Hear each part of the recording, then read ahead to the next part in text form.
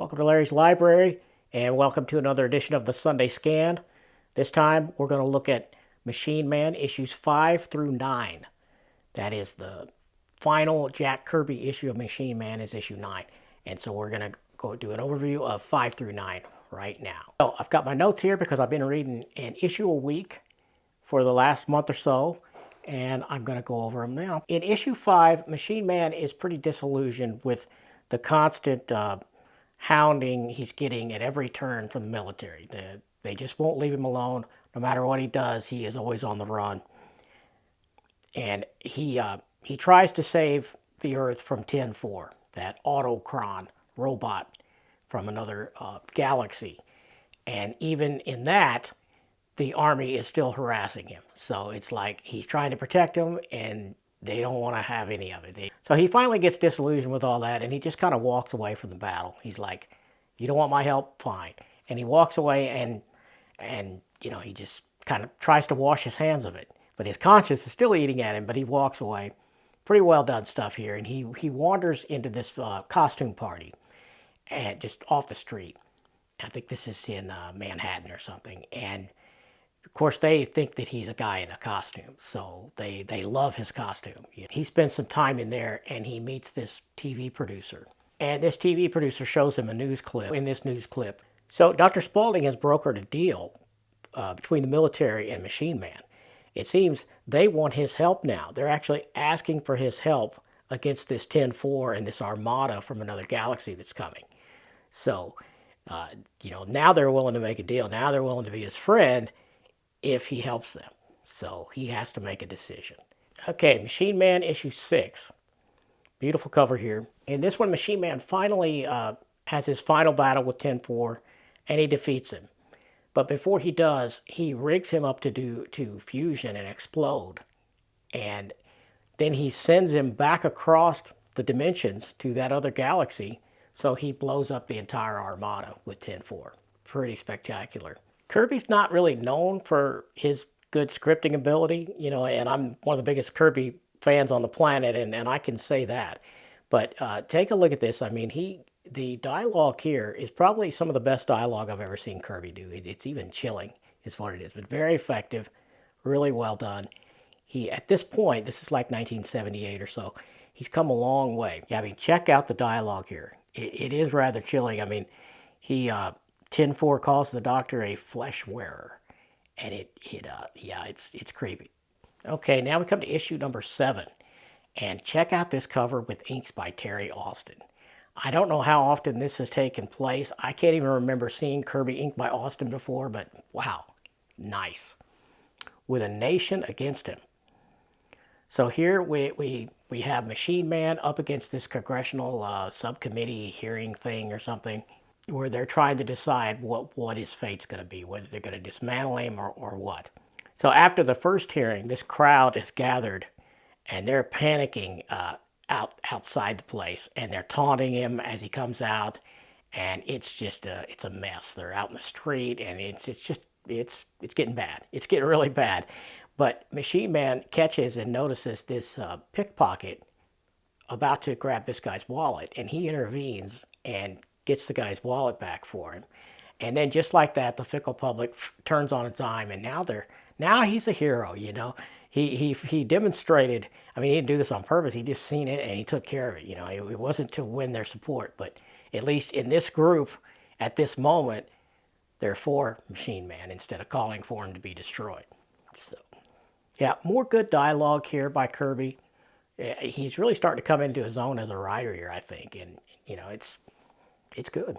So Machine Man and Dr. Spaulding are kidnapped, and so the public panics, thinking, oh my gosh, he's gone away. He's our hero, now he's gone.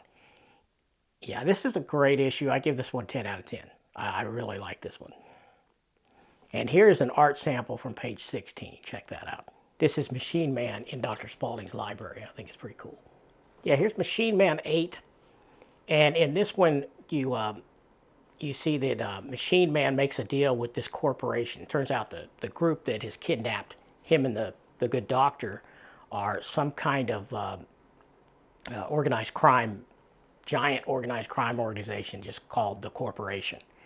and he agrees to go with them and let them put him into this pit if they agree to let Dr. Spaulding leave, to let him go free. And so they do. They take him away on a helicopter, and once Machine Man sees that this is the case, he allows himself to be lowered down into this chamber in the ground. It turns out it's a missile silo, an inactive missile silo.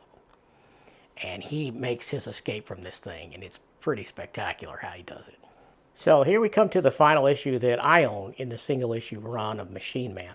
And this is issue 9. And this cover is really something because I didn't pick it out just at a distance. I had to really look at it. I've seen the signature, of course, on the side of the cover here. But this is Jack Kirby, inked by Bob Layton, one of my favorite inkers of all time. And it's kind of, it's really different because it has a softness to it, especially the face, that's not really typical of Bob Layton. I mean, we're used to Bob Layton's shiny metallic sheen on everything, and there's a little of that here for sure, which is odd because you'd think if I would have envisioned a Bob Layton inked Jack Kirby Machine Man cover, it would be the metal of his body, But in this, it's just mainly his face. But it's really good. I'd like to see more Bob Layton inking over Kirby, but I don't think it happened very often. But yeah, we got this one. It's pretty nice. So in this issue, Aaron Stack, Machine Man, he turns himself in to the government to face trial. And I'm not going to give away what happens, because that would be a spoiler. That would be a huge spoiler. I mean, I've had a few spoilers in these, but I don't want to give everything away. But the most interesting thing about this issue, and also more good dialogue from Kirby, which again is not something I'm used to saying, because Kirby's dialogue is not really, he's not known for that. But he does really good job scripting this one, I think. But what's most notable about this is it is the last Jack Kirby issue. And I got my notes here. It says it will continue at the last page of this. It says it's going to continue in the Incredible Hulk. I never knew that. I never realized that. But I looked that up, looked into it a little bit. And it does continue in, I think it's 3 or 4 issues of Roger Stern's Incredible Hulk run. It's around 235 or something like that, I think. I didn't write that part down specifically. But from my calculations, this should put it as into maybe Incredible Hulk Omnibus Volume 5, which doesn't exist at this point. We have 2 of them. I got reviews up for both of those. Check those out. I'll try to put them in the description if I can remember. I'll link them up above. But yeah, so mapping that out, I think Incredible Hulk Omnibus Volume 5 should contain those issues. So, I mean, I could try to buy them, but I think I'm just going to wait. I'm confident we're going to get more Incredible Hulk Omnis. Yeah, it could totally happen. I mean, it's happened with Spider-Man. It's happened with the Fantastic Four, or it's about to. So, yeah, and it's about to happen with Wolverine as well. So, I can't see any reason we won't get at least 5 volumes of the original Hulk run. And I'll be there for it, for sure. Another thing I was thinking is, I did a little calculation, and this series went on for 19 issues.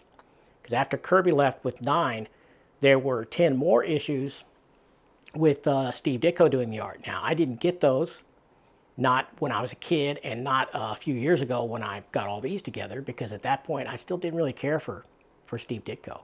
It's only been more recently that I've kind of developed a love for Steve Ditko art. So now I kind of want the rest of them. I hadn't planned to collect them all, but, And I think Marv Wolfman writes the first few issues, and then Tom DeFalco finishes up this run, which ended at issue 19.